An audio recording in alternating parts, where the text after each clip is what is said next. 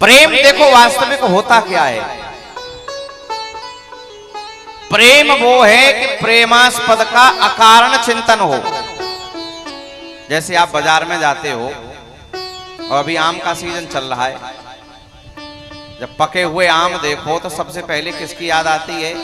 ललित को आम रस बड़ा अच्छा लगता है, ललित के लिए ले चलें तो प्रसन्न हो जाएगा। अगर ये भाव आ रहा है तो प्रेम ललित से है, प्रेम बेटे से है। और यदि आम देखते ही सबसे पहले मन में ये आए कि आम ले जाकर के ठाकुर जी को भोग लगाएंगे तो ठाकुर जी को बड़ा सुख मिलेगा, तो प्रेम भगवान से है।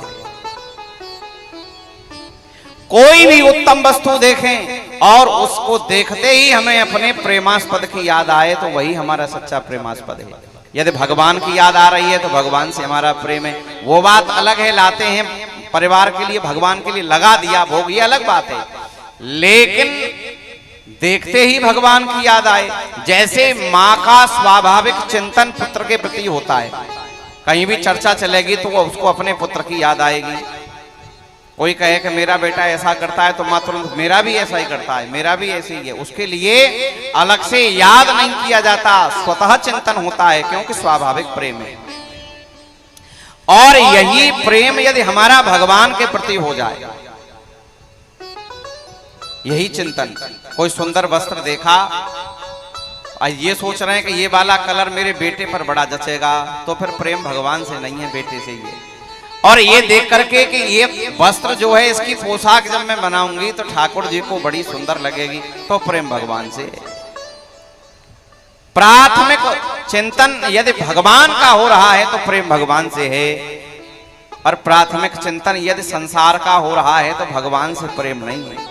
भगवान यदि सेकेंडरी बना रखे हैं तो फिर भगवान से प्रेम नहीं है। प्रिय वस्तु को देख करके यदि भगवान की याद आ रही है तो प्रेम भगवान से ही है, क्योंकि जिससे हम प्रेम करते हैं ना उसका स्वाभाविक चिंतन होता है। कोई भी प्रिय वस्तु देख करके उसका चिंतन होता है। यही मथुरा की एक घटना है। एक वैष्णव थे, बहुत पुरानी घटना है।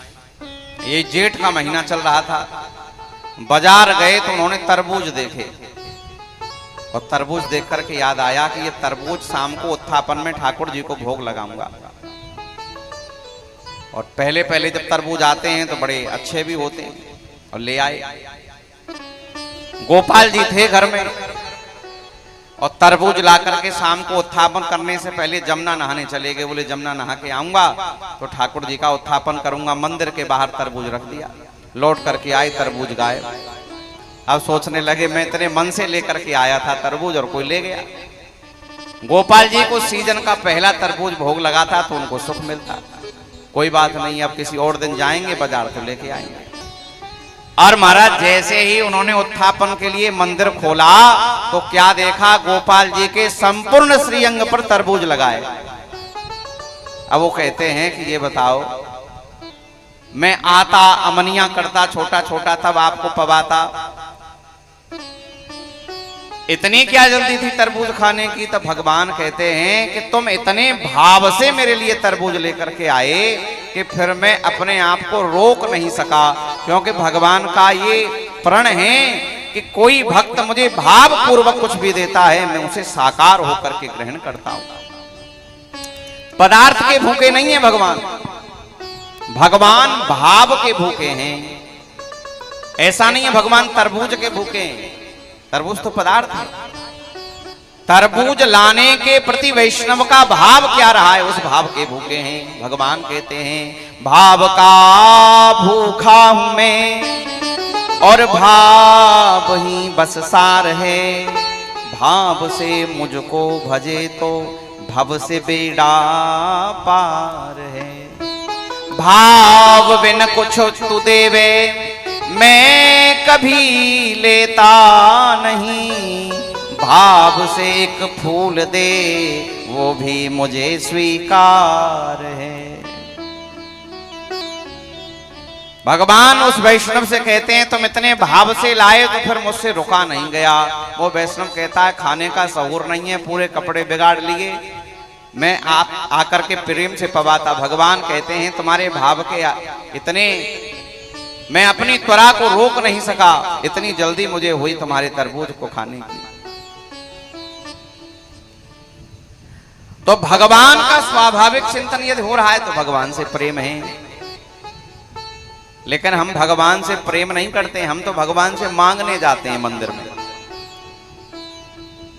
यहां सूत जी कह रहे हैं प्राणी मात्र का कल्याण है भगवान से प्रेम करने में, लेकिन वो प्रेम निष्काम होना चाहिए, अहेतुक होना, अहेतुक की भक्ति होनी चाहिए। लेकिन हम तो पूरी लिस्ट लेकर के जाते हैं ना, मंदिर जाते हैं, पहले लिस्ट सुनाते हैं, फिर एक लोटा जल चढ़ाते हैं, फिर कुछ कहते हैं कि ये काम कर दोगे तो तुम्हारा 56 भोग लगवा देंगे या काऊ दूध की धार लगवा देंगे।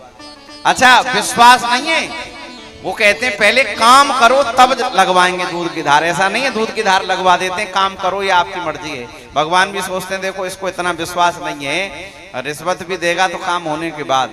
कह रहा है कि मानो 56 भोग के भगवान भूखे हों। अच्छा, एक और बात आप बताइए, यदि आप भगवान से कुछ मांग रहे हैं तो हमें तो लगता है कि आप भगवान को भगवान ही नहीं मान रहे। क्यों? यदि भगवान को भगवान मान रहे हैं तो भगवान तो सर्वंतर्यामी हैं, उनको पता है कि आपको क्या चाहिए, उनको पता नहीं है। अच्छा, ऐसी बात भी नहीं है कि जब आप मांगोगे तभी भगवान आपको देंगे, ऐसी बात नहीं है। अच्छा, एक बात और बताइए, किसी माँ के 3 पुत्र हैं, एक पुत्र का स्वभाव तो ऐसा है कि जब उसे भूख लगती है वो जाता है किचन में और अपने आप थाली परोसता है, उसका मन जो करता है खा पी करके अपना भूख शांत कर लेता है। अच्छा, दूसरे पुत्र का स्वभाव ऐसा है कि जब उसे भूख लगती है तो माँ से कह देता है कि मेरे लिए थाली लगा के लाओ, माँ थाली लगा के दे देती है। अच्छा, तीसरे पुत्र का स्वभाव ऐसा है कि जब उसे भूख लगती है तो न तो स्वयं रसोई में जाकर के थाली लगाता है और न संकोच से माँ से कहता है। तो फिर माँ उन तीनों में से सबसे ज्यादा ध्यान किस पुत्र का रखती है? पहले का, दूसरे का कि तीसरे का? जो नहीं मांगता है और न स्वयं लेता है उसी का रखती है ना। क्यों रखती है? माँ को हर समय उसकी चिंता रहती है कि इसका स्वभाव ऐसा है कि इसको भूख लगी होगी तो न स्वयं खाएगा न मुझसे कहेगा। तो जैसे ही तीनों पुत्र एक साथ घर में आए ना तो सबसे पहले माँ उसी के लिए थाली लगाती है जो मांगता नहीं है और अपने आगे उसको बैठ करके परोस करके खवाती है। भूख होगी उसको 2 रोटी की और माँ उसको 1 और देगी। क्यों? बोले अगर ये भूखा रह जाएगा तो मांगेगा नहीं। रखती है कि नहीं ख्याल? ऐसे ही हमारे भगवान का स्वभाव है, जो कभी उनसे कोई याचना नहीं करता है, कभी उनसे कुछ नहीं मांगता है, तो भगवान सदैव उसका चिंतन करते हैं कि ये कभी मांगता नहीं है, कहीं ये भूखा नहीं रह जाए, कहीं ये अतृप्त नहीं रह जाए, कहीं ये असंतुष्ट नहीं रह जाए, कहीं ये अभावग्रस्त नहीं रह जाए। इसलिए स्वाभाविक चिंतन भगवान, स्वाभाविक भरण पोषण उसका करते हैं। अच्छा, कभी कभी ऐसा भी हो जाता है कि हम कुछ नहीं भी मांगे और आवश्यकता है वो नहीं मिलता, या मांगने से भी नहीं मिलता। भगवान से मांगा नहीं मिला,